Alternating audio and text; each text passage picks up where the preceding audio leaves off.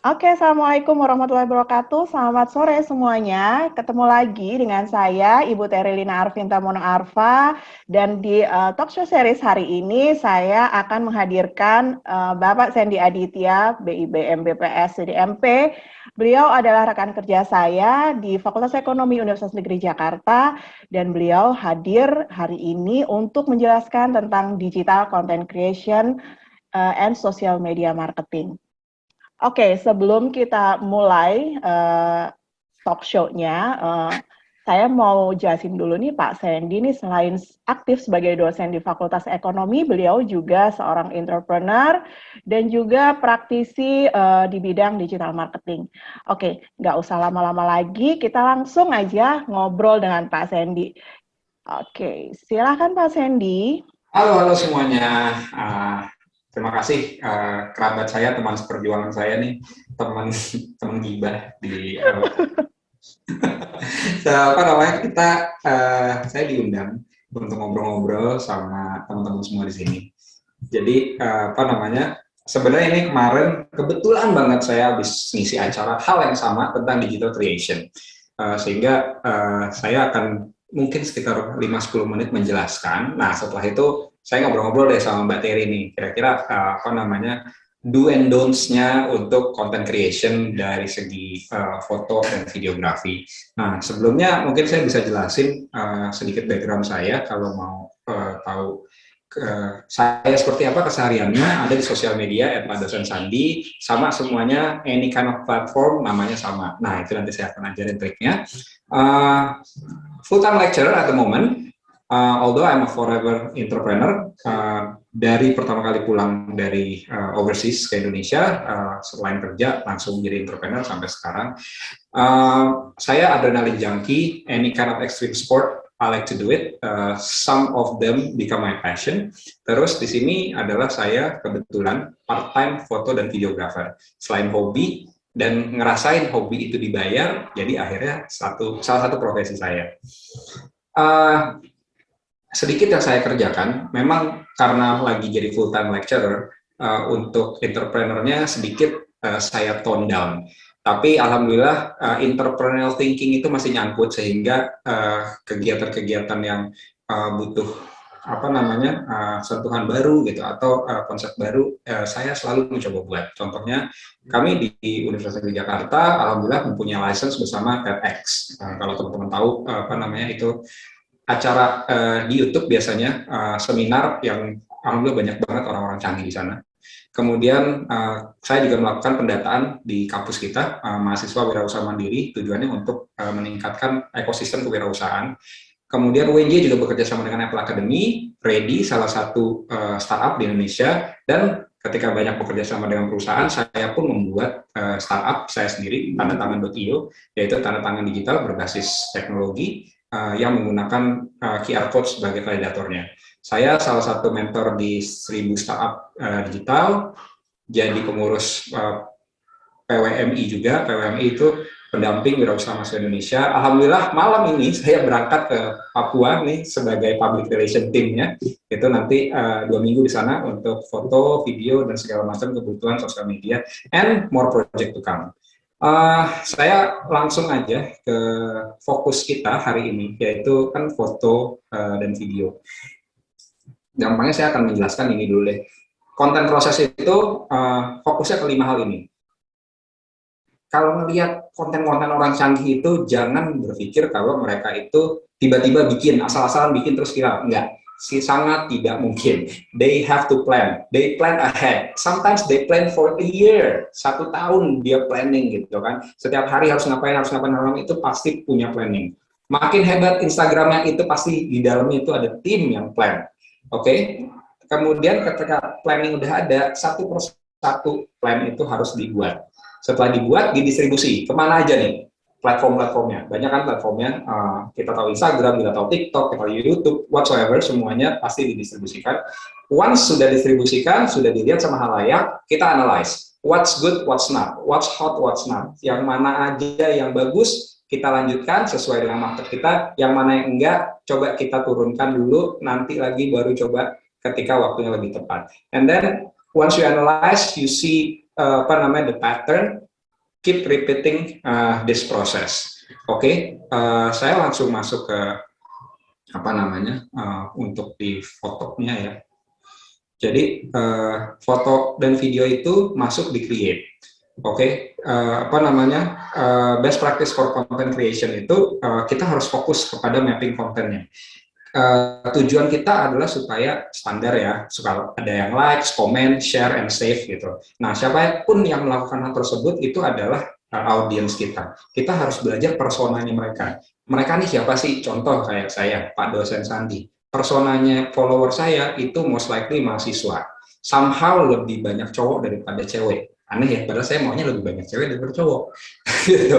Terus umurannya itu di 17 sampai di 35. Biasanya kalau 35 udah lebih jadi teman, lebih jadi bisnis partner gitu. Ya, terus semuanya relate to kampus. Nah, itu personanya. Gitu. Terus buying journey kalau kita ngobrolin apa namanya beli produk atau beli jasa gitu ya, itu kan ada perjalanan produknya. Itu setiap perjalanan akhirnya kita dari awareness, consideration, terus masuk ke decision sampai apa namanya kita dapat advocate. Itu perjalanan itu adalah story behind the apa buyer's journey. Itu perlu sekali ceritakan agar orang tahu apa kalau sekarang orang bilang BTS, behind the scene ya. Terus less is more. Sekarang zamannya seperti itu. Nggak perlu kita menjelaskan bagaimana dengan foto dan video kita berbicara. Oke, terus make sure everything itu informatif. Kalau bisa lagi educational. Orang sudah bosan sama promosi. Belilah ini, belilah itu udah 10 tahun yang lalu. Ya, sekarang kita pakai barang apa, nggak usah disebutin barangnya. Nanti juga nanya orang, itu pakai apa sih gitu. Pak, ini belinya di mana gitu kan. Jadi you don't have to force people to buy it, but let people see how you enjoy your product, how you satisfy with your service, sehingga akhirnya orang bertanya. Zamannya sekarang seperti itu. Kemudian seperti tadi saya bilang, educational and also informational.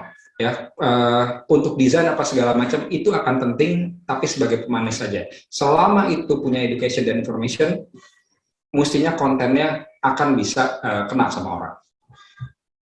Tipsnya di sini, saya tahu hitam putih foto bagus, tapi colorful itu lebih banyak menjelaskan sesuatu. Jadi kalau kita lihat di sini ya, ini kan banyak apa namanya pattern color yang sudah di research gitu. Apa indikasi terhadap orang yang melihat, kayak kuning gitu kan, optimistic, youthful, terus merah, kenapa selalu dipakai untuk warna-warna makanan, karena ternyata ada creates urgency lapar. Kalau yang merah, terus ada yang biru lebih apa namanya trust, security, makanya kayak keuangan tuh banyak yang biru karena lebih secure. Terus kalau yang hijau ada wealth gitu, terus apa easiest color segala macam. Ini semua akan lebih pop up ya, foto kita akan lebih pop up ketika itu berwarna. Oke, jadi make sure you have a good enough color in your photos. Nah, kita tahu foto itu menyenangkan, jangan pernah anggap foto itu melelahkan ya.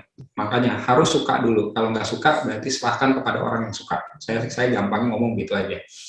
Karena dengan adanya fun and mix informatif itu akan lebih bisa menceritakan. Foto tersebut tanpa dikasih caption itu akan lebih bercerita. Makanya kalau dilihat di sini kan percentage of charts which resemble Pac-Man gitu kan. Ya, apa namanya? It's fun gitu ngelihat ini chart kan sebenarnya, tapi it's just look like Pac-Man gitu. Apa namanya? It's slight jokes, fun, terus somehow kalau kita itu senang, ya apa akan lebih mudah mengingat. Oke, zaman sekarang banget nih, theme ya. Kalau bisa feed kita tuh jangan berantakan. Jadi harus disesuaikan dengan mau tone color apa nih. Kalau mau ganti nanti nggak apa-apa. Tapi yang penting misalnya paling tidak kelipatan 3 itu rapi, terus selanjutnya gradually baru diganti. Itu boleh. Ya, bisa dilihat kalau yang paling kiri ini tone-nya lebih ke biru dan kuning, terus kalau yang tengah ini lebih ke silver. Jadi tetap ada warnanya, tapi beberapa warna dikurangin sehingga dia menonjolkan warna lebih ke biru, putih gitu dan hitam. Dan yang kanan obviously pink. Gitu. Jadi yang kayak gini tuh lebih menarik. Ingat, Kalau sudah menggunakan platform yang foto, berarti it meant for visual. Oke, jangan capek-capek fokus nulis caption apa gimana. Let's say we talk about Instagram. Instagram is all about visual, ya. Oke, terus habis itu size. Jangan lupa biar nggak PR di belakangnya. Ini saya agak kecil, tapi bisa dikasih lihat ininya apa namanya. Ini bisa gampang banget dicari ya. Contoh kalau Instagram untuk foto size itu 110 kali 110 supaya ya muka kita full kelihatan, atau thumbnailnya seperti apa, foto size seperti apa gitu. Sekarang kan bisa portrait juga, itu juga ada, atau mau pakai story itu ada di 180 kali 1920. Kemudian YouTube juga ada sizingnya semuanya. Make sure you aware of this sehingga nggak PR di belakang. Kenapa nggak PR?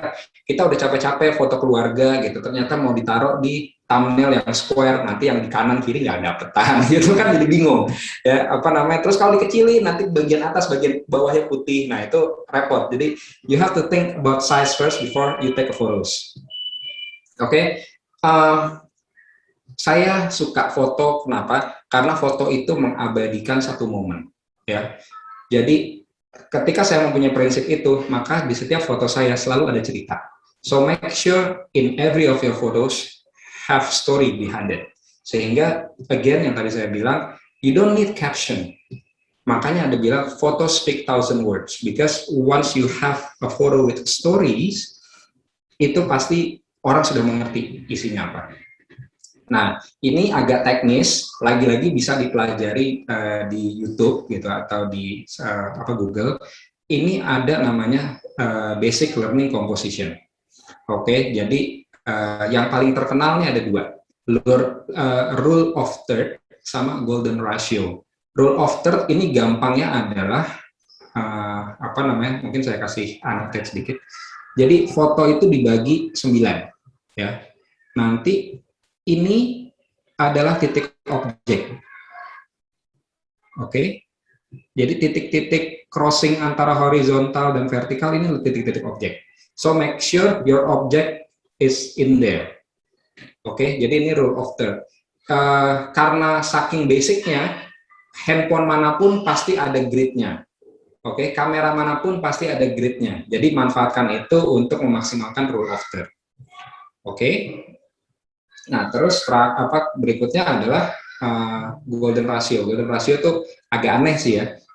Bisa dilihat kan gambarnya keong gini kan. Jadi di bagian besarnya itu ada objek gitu, tapi sebenarnya fokus objeknya itu ada di bagian keongnya, muter gitu.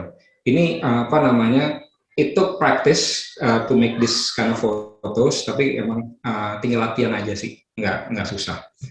Oke, dan untuk foto ini dari saya sih.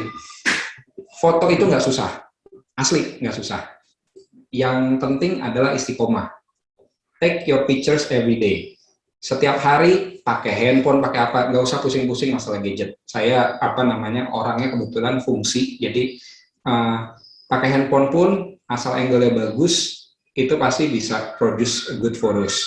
Jadi take a picture every day, tujuannya untuk apa? Untuk kita bisa belajar angle gitu. Nah terus sekarang kan banyak nih kalau cewek-cewek, fotoin dong, fotoin, do your job gitu, offer help ya, karena dari situ kita punya kesempatan untuk ngelihat orang dari sisi mana bagus. Ada orang kadang-kadang cantik kelihatan dari muka 45 derajat dari samping, lihat jawline-nya misalnya kayak gitu. Nah itu penting banget. Tapi ada yang kalau dari samping nggak mau, soalnya kelihatan pipinya luas, dia harus dari depan lebih tirus. Nah itu nggak ada cara lain selain kita belajar lebih banyak untuk take photos. Kemudian try different perspective. Tujuannya ngecek foto banyak gitu ya, karena kita mau coba mau foto dari atas, mau foto simetris gitu kan, mau foto pattern atau gimana, itu semuanya harus dicoba.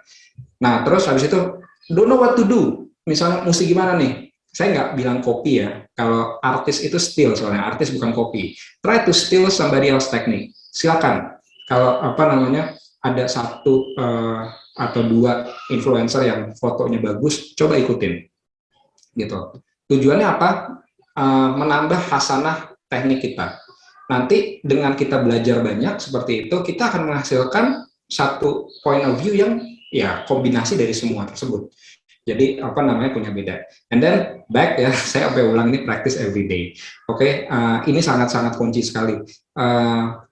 Kekhawatiran saya hari ini berangkat karena kita udah lama nggak jalan-jalan, saya berarti lama nggak dapat job keliling-keliling. Saya itu foto biasanya buat event atau traveling, berarti kan jarang. Itu agak rusty takutnya. Jadi dari kemarin itu 3 hari terakhir saya ambil foto ya, anak saya fotoin, apa kamera saya bawa-bawa segala macam. Jadi just to apa namanya to gear up, to warming up my sense gitu kan, my body untuk akhirnya nanti ambil gambar lagi. Itu untuk foto. Oke, untuk video saya nggak banyak-banyak di sini. Kita sudah familiar yang namanya video. Semuanya handphone bisa take video, semakin canggih handphonenya makin bagus videonya. So tipsnya adalah video is not just video, please be a storyteller. Storyteller ini adalah skill yang paling penting mungkin di 3 tahun terakhir sampai mungkin 5-10 tahun ke depan. Ya, tadi saya udah bilang kita sudah bosen sama hard selling, so selling apa sekarang yang benar? Storytelling selling. Ya, you sell something by storytelling. Ini yang lagi populer sekali. Makanya kalau dilihatin Instagram para pedagang, dia lebih menceritakan tentang bagaimana proses dia membuat, terus bagaimana happy-nya para customer ketika menerima, bagaimana perjalanan delivery-nya, fokusnya ke sana. Karena itu tell a story bahwa di balik produk dan service itu ada kerja keras di sana. Oke, terus make sure even though you have a very techy, latest gear, make sure semua hasil kamu itu mobile friendly, karena semua 99% orang lihat hasil video itu di mobile. Oke. Terus ketiga, video nanti kalau udah diedit segala macam harus sudah bisa di-upload ke sosial media platform mana aja. Ini harus diperhatikan lagi-lagi lebih kepada size-nya. Kalau YouTube itu sudah bisa vertikal, sudah bisa portrait, juga bisa landscape. Tapi kalau landscape semuanya juga bisa. Tapi kalau mau buat video untuk Reels atau TikTok, itu most likely bentuknya portrait. Nah, itu harus diperhatikan. So, kita mau fokus ke platform mana, you have to edit your video according to that particular platform. Oke, terus jangan lupa kalau udah upload, title ya, harus yang bagus, menarik, tapi nggak perlu clickbait ya, nggak perlu clickbait. Thumbnail juga harus diperhatikan.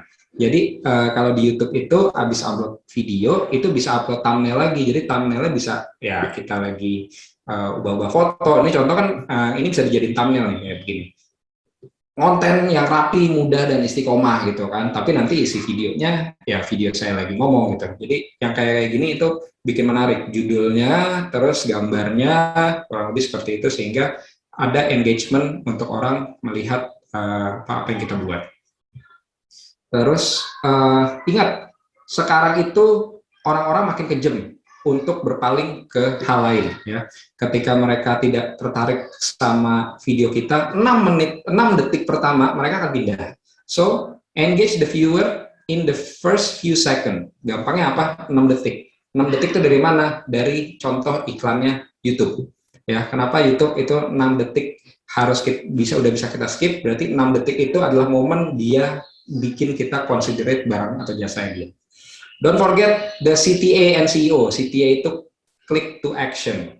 Jadi habis nonton video kita, orang disuruh ngapain gitu. Jadi jangan lupa. Jadi jangan lupa beli ya gitu. Atau enggak, kalau mau tahu barangnya apa, klik di sini ya, misalnya seperti itu. Itu contoh click to action. Ya, atau DM ya kalau mau, misalnya kayak gitu. Nah, terus CEO ini Search Engine Optimizer nanti bisa lagi belajar kalau memang kita mau fokus ke sana. Ini satu ilmu yang lumayan khusus ya. Ketika kita mau ngepost nanti di website. Sama kayak foto tadi, be informatif, oke? Jadi nggak bisa cuma biro itu maksudnya beauty roll, gambar-gambar beauty aja. Kalau makin hanya beauty aja tanpa informatif, orang akan lebih bosan lihat video kita. Jadi kalau mau fokus ke video biro paling di 1-3 menit. Tapi kalau ada knowledge-nya itu bisa up to 10 minutes. Oke, terus banyak kualitas video yang macam-macam ya. Ada yang 1080 pixel gitu kan, terus ada yang sampai 4K, ada yang sampai 8K yang sekarang. Lihat kemampuan komputer satu, terus kemampuan yang nonton siapa dua. Jadi nggak perlu ngabisin budget bikin video 8K kalau yang nonton ya dari handphone juga gitu. Apa nggak sampai heboh ternyata resolusinya. Makanya target yang relevant audience is very important sehingga kita bisa tahu posisi kita untuk outcome-nya seperti apa. Terus kalau sudah secanggih semua nih, sudah dilakukan semua, sudah istiqomah semua, follower makin banyak, subscriber makin banyak, try to collaborate with popular influencer. Makanya zaman sekarang semuanya serba kolaborasi. Karena menggabungkan si follower ini dan si follower itu untuk akhirnya saling considerate untuk follow-memfollow. Kolaborasi terakhir yang lagi ramai adalah Coldplay sama BTS. Whoever thought ya BTS sama Coldplay itu bisa bergabung, tapi ternyata lagunya canggih juga sama Universe ya. Oke, kurang lebih penjelasan saya itu untuk apa namanya, untuk foto dan video. Saya akan share PowerPoint ini nanti sama Mbak Terry. Sisanya silakan Mbak, fire away. Kalau misalnya Mbak Terry ini biasanya pengen konten tuh gimana nih? Problemnya di mana nih? Oke, suara saya kedengeran ya? Dengar. Oke, makasih Pak Sandy. Ini penjelasannya luar biasa. Ini sebenarnya sangat praktikal sekali gitu penjelasannya. Jadi biasanya kan kalau kita lihat dari topik-topik yang lain, penjelasannya suka lebih ke teorinya kayak gimana gitu ya. Kalau ini kan udah kelihatan banget gitu ya hasilnya kayak apa. Oke, yang pertama nih Pak Sandy, saya mau nanya, kan kita ada banyak sosial media gitu ya. Kayak tadi kan Pak Sandy udah bilang, misalkan kalau misalkan Instagram berarti kita lebih stressingnya adalah ke video atau foto gitu ya. Terus kalau di sosmed yang lain berarti beda. Nah, sebenarnya sebaiknya kita kalau misalkan jadi content creator, kita main di semua sosmed atau kita sesuai sama misal profil audiens kita sukanya nongkrong di mana berarti kita cuma punya sosmed itu, atau kita main di semuanya aja. Kayak gimana nih Pak Sandy komennya? Oke, kita balik lagi ke sini ya. Apa namanya? Ini pas banget nih saya punya bahan ini.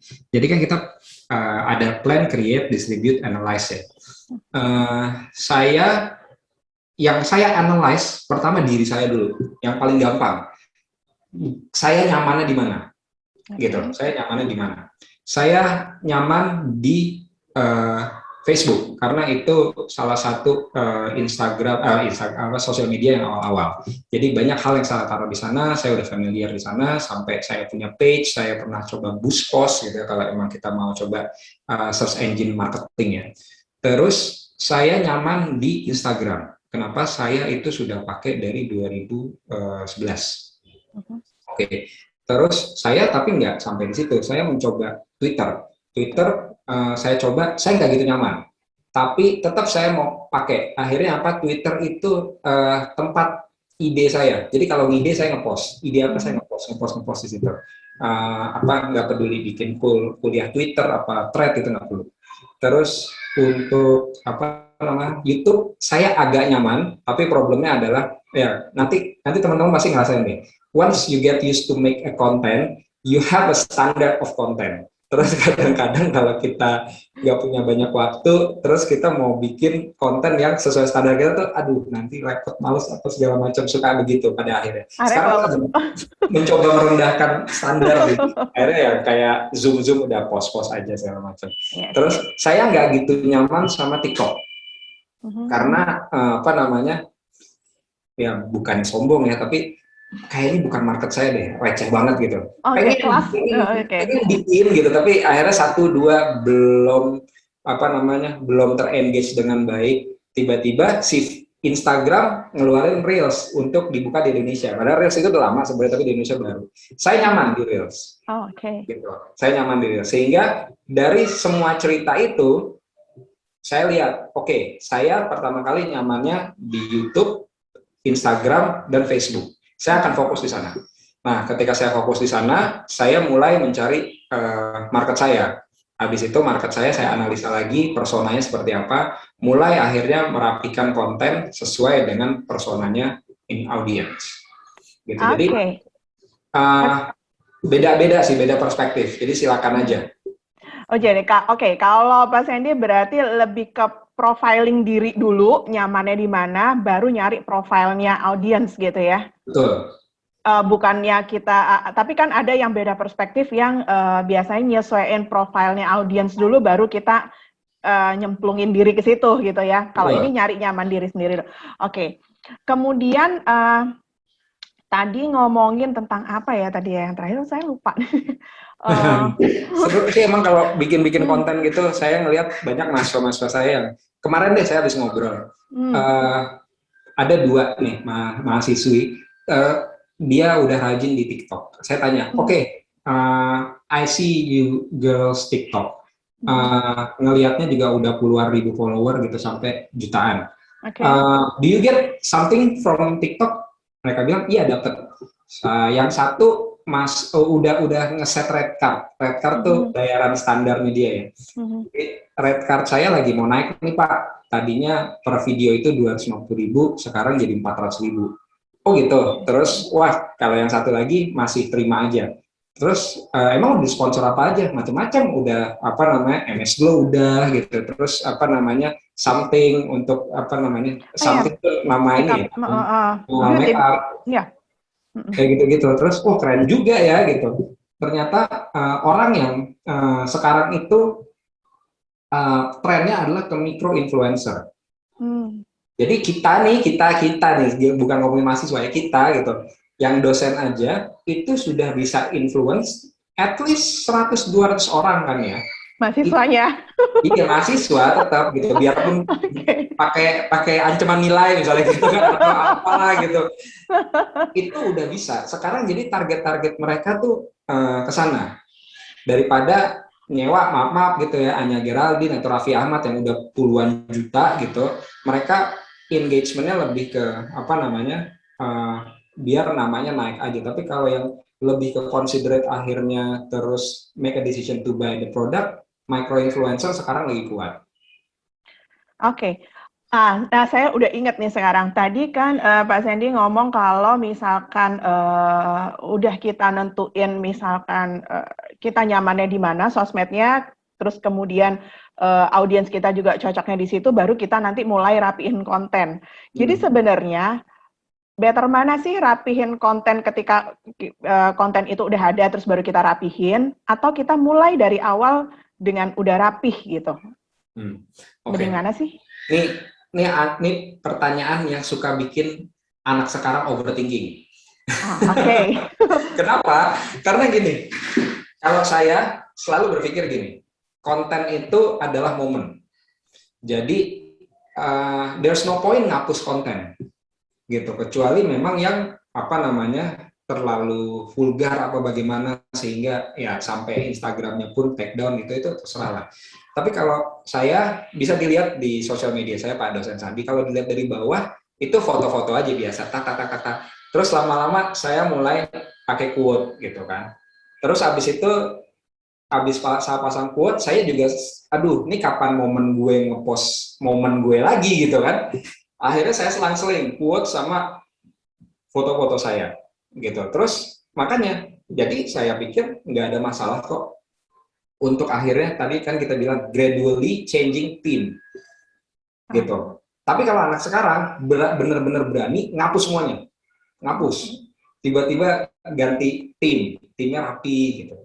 Terus abis itu kayak kemarin saya ngelihat ada mahasiswa baru belajar konten ya. Pertama kontennya foto-foto, terus lama-lama foto-foto lebih rapi. Terus lama-lama semua foto hilang. Tapi setiap fotonya itu ada list putihnya di samping, jadi lagi-lagi lebih rapi gitu.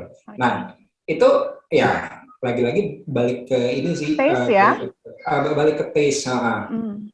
Jadi apa namanya ya bebas aja. Tapi saya pribadi nggak gitu senang untuk ngapus. Makanya saya kalau bercanda sama teman-teman mahasiswa, dimainin tone-nya aja, berarti tone color-nya aja dimainin, gitu ya. Nanti kasih apa namanya, biasanya ada di satu garis gitu tone-nya berubah. Makanya saya bilang tadi per 3, per 6 atau per 9 gitu, per apa namanya per kelipatan 3 untuk gantinya sehingga jadi lebih rapi. Oke. Kalau anak-anak sekarang kocaknya gitu, pada akhirnya saking mereka overthinkingnya, feed-nya itu cuma satu, yang lainnya semua archive. Jadi banyakkan di archive Oh, di daripada archive. Oke, oke. Demi kerapihan konten. yo. Oke.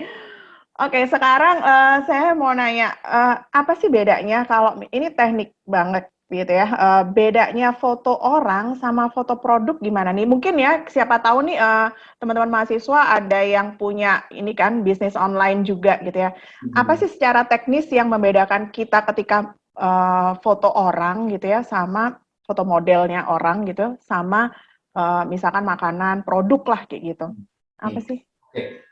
Sekarang kalau produk, satu sebenarnya gini, ini dibilang sama, iya, tapi yang lebih butuh clarity itu produk pasti. Oke. Kenapa? Kalau produk itu pasti point of view-nya adalah si produknya, sehingga yang namanya lighting atau apa namanya positioning itu harus sejelas-jelasnya. Hmm. Kalau orang masih bisa dimainin kalau misalnya tone-nya agak dark sedikit gitu, terus tapi nanti ada sisi apanya yang kelihatan gitu, itu masih indah gitu dilihat karena apa namanya art.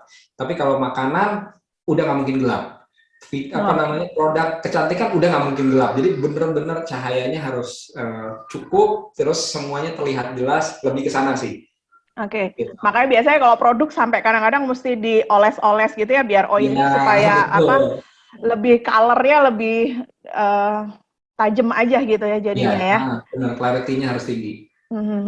Sama pentingnya ada ini ya properti yang mendukung. Iya. Kalau Jadi misalkan mau foto ya mau mengkondisikan produk mau SG gitu. orang tuh kayak gitu ya.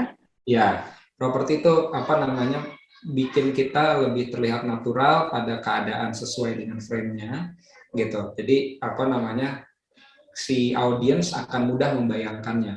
Hmm. Jadi kan lagi-lagi foto dan video itu soal visual kan. Jadi Hmm. ketika ada foto, let's say produk kecantikannya apa? Produk kecantikannya aja gitu. Ya udah dia pikir oke, itu barang. Masih belum clear itu barang buat apa, dipakai apa. Tapi somehow kalau propertinya itu di antara para apa namanya make up yang lain ada bayangan gitu kan. Oh iya ini pelengkap buat make up gitu. Oh iya bagus nih kalau ditambah ini gitu. Terus ketika lagi dipakai gitu, wah juga enak tuh. Jadi visualnya tuh lagi ngebayangin kondisi tersebut.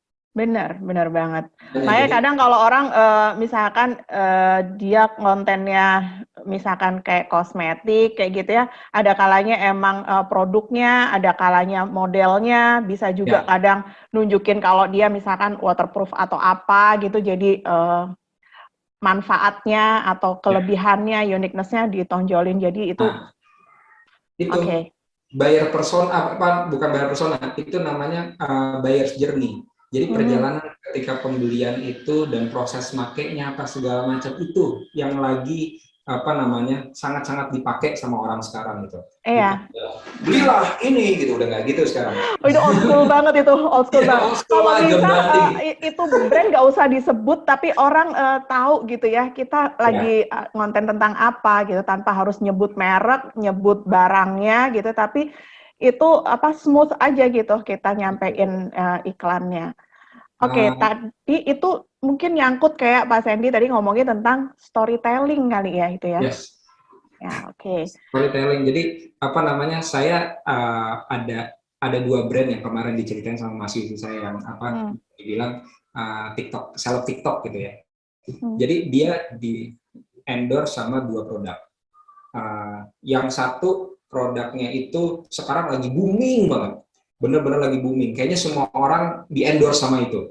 Gitu. Nah ternyata itu produk kecantikan. Hmm. Ternyata mereka teman pas saya tanya, wah seru banget, tapi saya nggak suka Pak, dia bilang gitu. Kenapa emang? Karena saya harus nyebutin brandnya, harus ada di captionnya, dan harus ada hashtagnya. It's just too obvious gitu. Ah. Nah, yang satu lagi brandingnya, ini saya suka banget Pak. Kenapa? Saya bisa dibilang nggak dibayar, saya dikasih produk, tapi bagaimana mereka minta feedback dari saya, mereka cuma bilang video aja pas lagi pakai, kalau perlu nggak usah kelihatan mereknya, terus nggak perlu ada caption apa-apa. Nah, dari situ Ngelihat nggak tuh Iya. perbedaan strateginya, ya? Dan saya sama Mbak Terry pasti tahu kita akan milih yang mana gitu. Yes. Yes, gitu ya. Semakin berkelas biasanya dia nggak mau terlalu nyebutin itu, tapi orang bisa dapat image-nya, orang bisa dapat Yes. message-nya dengan baik. Itu iklan yang bagus kan memang standarnya adalah seperti itu ya. Jadi pesannya kuat banget untuk di capture sama audiensnya gitu, Ya, tanpa ya. harus menyebut nama mereknya atau apa gitu. Hmm. Oke, kemudian tadi ngomong-ngomong tentang caption, kita ngobrolin tentang copywriting. Hmm. Sepenting apa sih sebenarnya caption itu mendukung sebuah video atau foto? Oke, caption itu penting. Ada dibilang dua hal sih, dibilang penting nggak penting, nggak ditulis pun nggak apa-apa. Tapi kita kan mau grab sebanyak-banyaknya market ya. Mhm. Although kita bilang foto kita tell 1,000 words, tapi still there is certain group of people yang masih nggak ngerti. That's why the caption will help. Oke, itu apa namanya? Itu pentingnya caption. Terus kalau misalnya ada sesuatu yang memang tidak bisa diceritakan dalam foto atau video, gitu, atau lebih menjembatani orang akhirnya, oh ya ini bagus, gue klik, ada di caption, gitu. Jadi little strategies yang ada, salah satunya adalah caption untuk membantu menaikkan apa namanya chance orang tuh akhirnya ngelihat konten kita. Nah, Oke. tips dari saya sih yang penting, mau nulis caption entah kalau di Instagram biasanya ya, itu yang paling penting adalah sekitar 10 kata pertama. Hmm. Gitu. Kenapa 10 kata pertama? Karena setelah itu dia harus Menentukan dia klik lanjut more. baca atau enggak. Ya, karena itu ada klik more-nya. Yes. Kalau mesti klik more-nya berarti we have to do something else gitu, something extra to read the whole thing. So Ya. make sure your first 10 word is impactful. The most important apa namanya meaning ya, the most important caption about the whole content. Kurang lebih sama juga sama YouTube, tapi saya lupa persisnya. Nggak lebih banyak sih, sekitar 20 atau 25 words gitu sebelum akhirnya dia klik more. Oke, jadi sepenting apa sih kita bisa meng-create orang untuk orang tuh mau effort sampai mesti ngeklik more gitu kan ya. Iya. Kalau misalkan enggak, ya pesannya nggak akan kesampaian. Jadi pesan utamanya harus muncul sebelum more itu gitu. Dan more itu adalah untuk mereka bisa dapetin informasi lebih jauh gitu ya. Setelah mereka udah tertarik duluan. Oke, Benar. jadi emang benar ya kenapa anak-anak milenial sekarang itu dari milih foto, angle yang mana yang penting sampai captionnya 1 kali 24 jam mereka mikirnya gitu ya. Ternyata sepenting itu. Pasti ini kan ya anak-anak zaman sekarang Iya, lah gitu. karena itu jargon sekarang banget. Olahraganya 30 menit, bikin captionnya 40 menit gitu. Yes. Caption sekarang satu banget. kali 24 jam gitu untuk bikin caption dan milih angle yang pas buat fotonya. Oke. Karena kalau dipikirin ya, Mbak, perjalanan orang akhirnya bisa consider konten kita dan mungkin sampai jadi advocate, itu benar-benar kalau dipikirin teknis dan panjang sekali loh. Dari visual yang bagus, akhirnya dia tertarik. Kemudian matanya turun ke caption. Captionnya itu bisa langsung nyangkut ke dia apa enggak, gitu. Terus ada informasi yang penting nggak buat dia. Ketika ada kalau baru dari lihat foto dan lihat caption, itu paling conversionnya adalah likes, gitu. Sampai paling tinggi ke komen.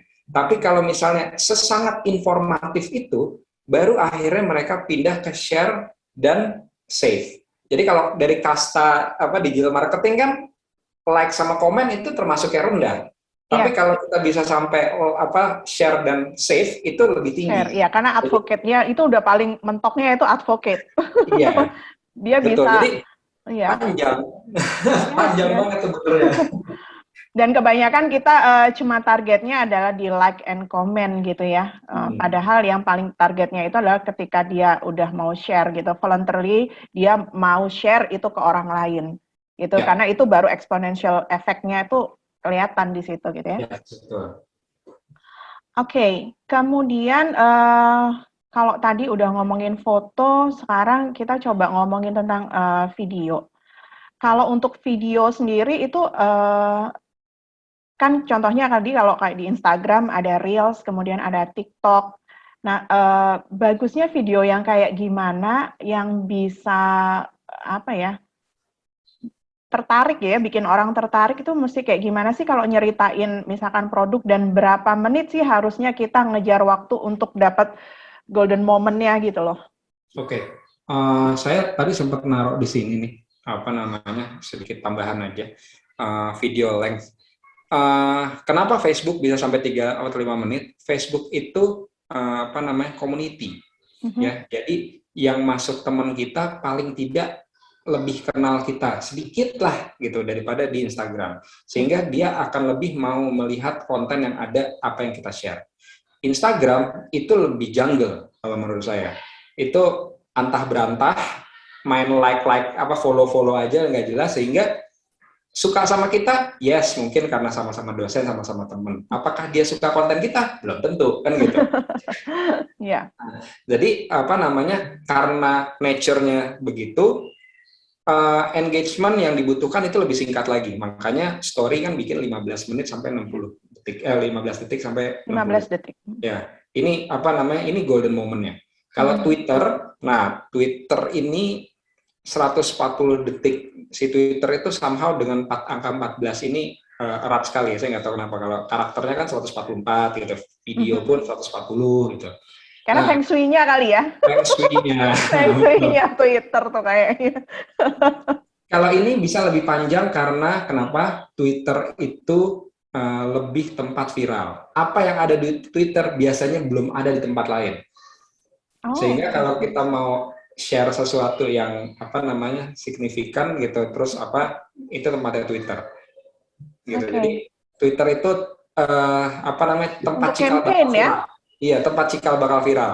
Kalau apa namanya lagi campaign, ini tempat perangnya banget. Yes. Gitu. Terus kalau LinkedIn, nah ini lebih profesional nih. Biasanya daging semua apa yang di-share gitu. Jadi bisa sampai 10 menit. Tapi tetap 30 detik pertama yang bikin orang itu tetap mau lihat sampai akhir apa enggak. Gitu. Nah, kemudian di YouTube, golden moment-nya sebenarnya saya mau nambahin 1 menit di 1 sampai 3. Kenapa? Ketika tadi saya ngomong kita mau ngepost video, misalnya video kita habis sepedahan gitu. Itu kan nggak gitu ada konten apa informatifnya.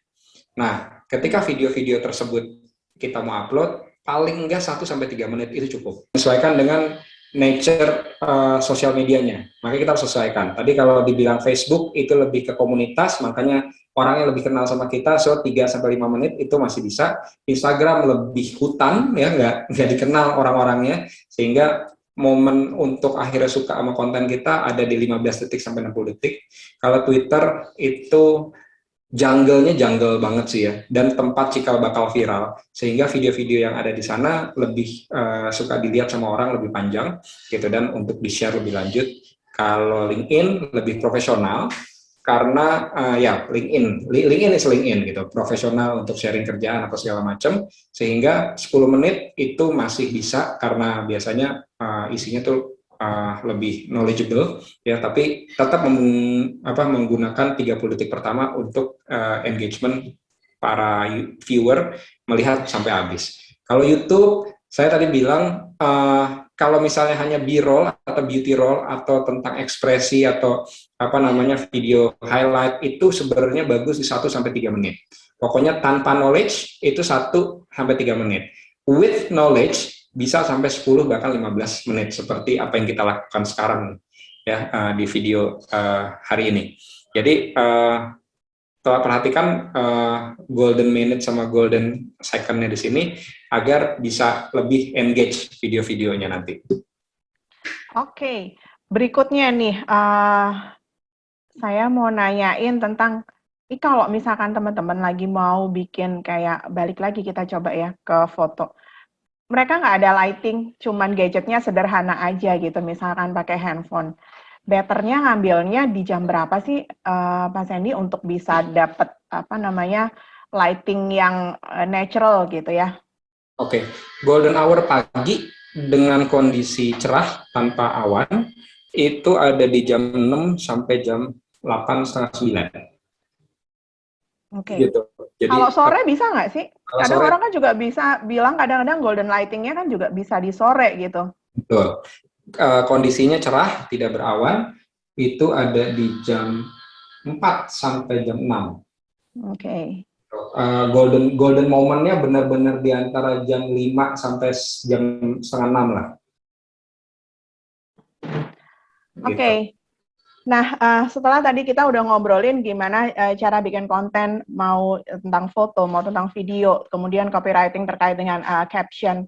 Terus di ujung nih yang perlu kita tanyain adalah target kita bikin konten kan kita mau naikin traffic ya. Oke, ada nggak sih strategi buat naikin traffic nih, Mas Sandy? Sekarang ya kan dengan algoritma beda-beda. Kalau kita ngomongin TikTok sama Reels, yang so far algoritmanya itu menurut saya yang paling hype ya. Benar-benar bisa menjamah orang-orang yang not even follow atau tahu kita. Nah, ketika kita menggunakan platform tersebut, post paling enggak sehari sekali lah. Sehari Gitu. sekali cukup ya? Sehari sekali cukup, gitu. Tapi mesti rutin. Rutin. Mesti rutin. Kita mesti bikin tadi di awal banget. Mas Sandy sempat jelasin bahwa kita mesti punya schedule untuk kita upload gitu ya. Jadi kita tuh nggak boleh ada yang kosong gitu ya. Kapan kita mau produksi, kapan kita mau upload, itu mesti ada rutinitas supaya orang tuh nggak kehilangan jejak kita. Yes. Oke ya, terus kayak gitu sepakat. kalau foto sebenarnya bisa sih di 3 hari sampai 7 hari sekali gitu. Kenapa? Karena sekarang Instagram hanya bisa lihat kita mungkin 10% yang follow sama kita. Lucu ya, padahal yang follow kita let's say 3.000, tapi yang actually bisa lihat kita tuh paling 300-an. Ini salah satu bisnisnya Instagram, kalau kita pakai sponsor baru bisa lebih banyak. Nah, apa namanya, pancing orang untuk paling enggak komen. Ketika orang like sama komen, memang kastanya rendah, tapi itu akan merefresh apa namanya account kita terhadap dia. Gitu. Jadi misalnya saya nggak pernah komen sama like sama bakteri gitu, itu pelan-pelan hilang tuh. Gitu, pelan-pelan hilang. Atau nggak pernah lihat story yang bakteri, itu pelan-pelan hilang. Jadi harus kayak di refresh lagi sampai akhirnya jadi apa namanya sering lagi gitu. Ya. Nah makanya apa yang dilakukan sama para influencer menggunakan story. Di story itu ya paling nggak sehari 3 kali gitu kan untuk untuk tetap keep in touch gitu ya, keep in touch sama orang. Ya orang nggak kehilangan jejak kita. Benar. Kalau apa namanya tadi saya udah ngomongin video ya, berarti udah relate sama TikTok sama Reels. Terus apa namanya kalau foto pun sekarang banyak orang lebih menjadikan itu lebih portfolio. Jadi apa namanya tentang kalau saya mempromosikan diri saya ya tentang kegiatan-kegiatan saya ngapain aja gitu. Nah apa namanya kalau barang ya barang-barangnya dirapiin gitu untuk apa misalnya produknya apa gimana. Soalnya sekarang orang-orang tuh kalau untuk fit senangnya pakai grid ya. Jadi apa namanya foto-fotonya agak lebih besar sehingga lebih enak dipandang gridnya gitu. Terus trik apa tips dari saya sih biarpun teman-teman pakai grid, kalau bisa setiap feed ada informasinya. Jangan sampai misalnya ada gambar minuman gitu, tapi dibagi 6 gitu kan, 6 grid, tapi itu per satu feednya cuma potongan dari minuman tersebut, itu kurang informatif, kurang bagus. Oke. Gitu. Nah, sekarang terkait tentang posting, perlu nggak sih kita tahu, misalkan waktu-waktu kapan aja sebenarnya follower kita akan banyak apa ya lagi ngelihat sosmed terus kita nyesuaiin jadwal postingnya, penting nggak sih kayak gitu atau kita sembarang aja posting? Penting kok, makanya kalau untuk Instagram ya, saya sih encourage banget teman-teman untuk ngejadiin apa namanya account-nya lebih ke bisnis ya. Personal juga masih bisa bisnis sehingga kenapa kita tuh bisa lihat insight. Kita bisa ngeklik insight. Nah insight kita itu bisa dilihat engagement kita selama ini followernya naik nggak, terus apa interaction-nya kita bagaimana gitu, terus baiknya untuk apa namanya jam-jamnya itu seperti apa itu kelihatan. Oke, jadi kita bisa tahu profil dari audiens kita atau follower kita tuh kayak apa sih untuk kita bisa nyesuaiin sama jam mereka ketika in touch sama sosmed itu gitu ya. Betul. Jadi apa namanya? Tapi itu kan by insight ya. Yes. Kalau misalnya ada teman-teman yang nggak mau dijadiin hal tersebut dan biarkan jadi personal account aja, pantau aja. Jam orang komen tuh biasanya kapan? Atau jam orang like itu kapan? Itu adalah best momennya. Oke. Okay. Somehow nih kalau saya ngelihat dari diri saya, mahasiswa tuh komennya di jam 8 sampai jam 11 malam. Somehow ya. Itu kayaknya rame banget. Itu jam rehat gitu ya. Jam orang udah selesai aktivitas, mereka rehat, mereka relax gitu ya. Jam pribadi banget gitu ya. Jadi disitulah mereka akan leluasa lagi buka-buka sosmed dan seterusnya. Betul. Nah, apa namanya, beda cerita sama produk ya. Kalau misalnya kita ngomongin kuliner itu jangan ngepost setelah jam makan.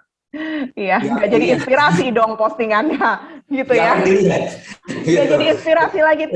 Jadi mesti di jam 10-11 siang gitu kali ya, nggak jadi inspirasi. Iya, benar. Tergantung ya, menunya brunch apa enggak. Kalau menunya brunch berarti jam 7. Betul. Kurang lebih seperti itu sih. Memang tetap perlu kok disesuaikan produk kita memang dipakainya jam-jam berapa aja. Ya kita mundurin sedikit waktunya untuk ngepasin sama orang at least daydreaming punya atau menggunakan servis kita sebelum pada waktunya. Oke. Terus tadi ngobrolin ada yang kelewat kayaknya saya. Tadi ngobrol sempat Pak Sandy tentang thumbnail gitu ya. Seperti apa sih sebenarnya thumbnail itu jadi apa ya? Pertama kali kan orang kalau mau pilih-pilih video atau foto kan kita ngelihat thumbnail dulu ya. Seperti apa sebenarnya judul, headline gitu ya sama thumbnail itu bisa secara persuasif itu yang mempengaruhi orang jadi milih video kita. Seperti apa sih itu sebenarnya? Oke. Karena saya sampai taruh di sini di nomor 4, jadi seperti itu Mbak. Ini mirip kayak caption, jadi sedikit strategi kecil-kecil yang terus mensupport konten kita. Kalau kita soalnya kan yang namanya video, let's say YouTube, kita lagi gitu kepotong gitu kan apa gimana, jadi jelek dong. Oke, jadi kita harus pilih the best part-nya gitu ya untuk mancing orang supaya ini kok bisa aja sifatnya misalkan jadi gimmick juga kan, kadang headline itu kan. Nah, etiknya gimana sih, kadang-kadang orang naruh headline itu kadang se-ekstravaganza itu padahal isinya nggak segitunya. Pokoknya kalau menurut saya jangan terlalu banyak kata ya, paling maksimal sampai 6 kata lah gitu. Yang penting informatif dan edukatif, itu aja sih gitu. Jadi nggak ekstravagan, itu pada akhirnya orang kan jadi exaggerate kan, viral ternyata gini gitu. Padahal isinya nggak kayak gitu-gitu amat. Ternyata bener sih tapi biasa aja gitu. Oke, tapi menurut Pak Sandy, kadang-kadang kan kita ngonten ada yang tadi emang pesannya benar banget ya, bahwa apa sih yang kita sampaikan harus informatif gitu ya, untuk orang di sekeliling kita. Tapi kan ada gitu ya konten creator yang justru nyari nyari komen negatifnya gitu kan. Yang penting dia viral dulu gitu kan. Ada juga kan yang modelannya kayak gitu. Betul. Ya. Sekarang kalau Mbak Terry ngomong gitu, sebenarnya Mbak Terry juga udah sama-sama mengamini sih. Kalau emang rakyat kita lebih reaktif sama yang negatif. Gitu ya. Jadi itu kadang-kadang jadiin strategi juga untuk, jadi orang tuh kadang-kadang konten justru nyari sentimen negatif gitu ya. Benar. Kadang-kadang kan makanya kita selalu bilang kadang lebih penting komen daripada konten, karena orang selalu gatel pengen komen. Nah, sekarang banyak ini Mbak, SJW. Mbak tadi tahu SJW nggak? Apa tuh? Social Justice Warrior. Oke. Semua salah di mata mereka, jadi mereka harus benerin. Gitu ya. Nah, itu kadang juga strategi orang gitu ya. Tapi tergantung kita mau memprofile diri kita, mau yang mana. Tentunya itu balik lagi kita ngebangun profilnya dari awal mau seperti apa. Kan itu punya kelas tersendiri ya, yang kayak gitu emang justru memancing sentimen negatif. Tapi ada juga yang punya kelas kan memang yang maunya kontennya informatif, maunya kontennya yang ya knowledgeable lah gitu ya buat orang lain. Saya ada Oke. satu cerita sedikit, apa namanya, ini untuk gambaran teman-teman yang mau memposisikan diri di mana. Ini ada satu teman saya, satu orang. Kalau pernah lihat di apa namanya Instagram atau namanya Bob Capulet dia namanya. Kita panggilnya Bobby. Jadi dia punya apa namanya konten di YouTube itu tentang sneakers. Gitu. Oke dong, hype ya zaman-zaman sekarang gitu kan. Dia bikin rapi, cakep, videografinya oke gitu. Walaupun di handle sendiri. Sampai pada saat dia bisa monetisasi akun YouTube-nya itu membutuhkan sekitar 3 tahunan gitu sampai akhirnya jadi gitu. Terus setelah dia melakukan penelitian unofficial menurut dia bilang wah emang ya kalau nggak negatif tuh nggak cepet naik gitu. Terus akhirnya dia iseng bikin konten negatif, full negatif, jadi nggak tanggung-tanggung, semua negatif. Nggak nyampe 1 tahun loh Mbak, dia bisa monetisasi. Nah, Ya. gitu ya. Jadi kadang-kadang emang kita mesti ngelihat dari apa ya, tren atau selera pasar kita kayak gimana. Kadang-kadang itu ya namanya gimmick gitu ya. Kadang kita mainin gimmick dari situ untuk mancing respon orang sebenarnya gitu. Benar-benar. Ya apa namanya macam-macam lah kita maunya seperti apa. Seselengian saya pun saya nggak mungkin sampai Nggak akhirnya berani gitu ya. Nah itu karena emang perlu ini ya keberanian orang untuk apa berada pada kelas itu. iya Ya, setuju ya setuju kan? itu statement yang tepat harus seberani itu. Oh iya. Oke, kayaknya kita udah lama juga ya ngobrol-ngobrol ini. Lumayan ya, oke. Lumayan. Ternyata. Oke, nanti mungkin kita akan bahas topik-topik yang lain di part-part yang berbeda. Tentunya saya udah janjian sama Pak Sandy akan banyak ngobrol di topik-topik lainnya. Closing statement dong dari Pak Sandy untuk teman-teman mahasiswa. Sekarang konten itu sudah bisa jadi apa namanya profesi ya, bahkan bisa sampai ya kayak cerita tadi jadi income tambahan. So maksimalkanlah momen ini untuk at least mencoba, try to express yourself gitu through konten, entah itu foto atau video, lihatlah ujungnya di mana gitu. Ini momen yang pas banget untuk kita mencoba. Jangan bilang aduh Pak saya ansos atau jangan, semuanya bisa apa namanya bikin konten. At least you try. Oke, dari situ who knows itu akan jadi figure income berikutnya. Gitu kan. Kalau udah punya income enak, terus jangan ledekin orang, lu cantik sih, nggak perlu cantik, nggak perlu ganteng, tapi yang perlu adalah unik. So if you find your uniqueness and you can make content out of it, famous is just apa namanya one content away, asik. Yeah. Oke, soalnya sekarang zaman digital orang nggak cuman jual produk ya yang bisa menikmati apa media digital ini, nggak cuma jual jasa tapi jual konten. Sekarang udah marak banget jual konten gitu ya, nggak ada produk, nggak ada jasa, just konten gitu, dan dia bisa monetisasi itu gitu loh ya. Oke deh, seru banget kita ngobrolnya hari ini. Nggak sabar pengen bikin konten-konten berikutnya. Semoga bisa ngasih manfaat buat teman-teman mahasiswa untuk ternyata kita nggak cuma sekedar belajar dari sebuah teori aja gitu ya. Banyak hal lain yang di luar dari buku, di luar dari teori itu untuk bikin kita out of the box dan lebih nemuin lagi sebenarnya apa sih digital marketing, kayak gimana sih content creation gitu. Karena itu nggak cuma dipelajari tapi mesti dipraktekin. Gitu ya, kayak tadi foto mesti dipraktekin, itu nggak bisa mau belajar teorinya kayak gimana digital marketing kalau nggak dipraktekin gimana posting, gimana strategi jualannya, gimana naikin trafficnya, nggak akan kejadian gitu. Pokoknya dicoba dan eksperimen. Contohnya nih virtual background saya, karena saya males kenalan sama orang ngomong satu-satu. Jadi tulis nama yang gede, terus turun ditanya apa. Oke.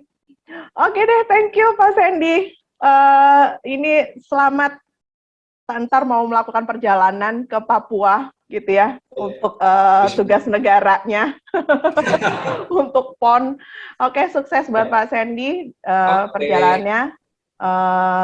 Terima kasih udah mau sharing-sharing di kelas saya. Sampai ketemu lagi di pertemuan berikutnya. Oke, saya akhiri sesi talk show hari ini. Sampai jumpa di pertemuan berikutnya. Selamat sore. Assalamualaikum warahmatullahi wabarakatuh. Bye-bye. Bye.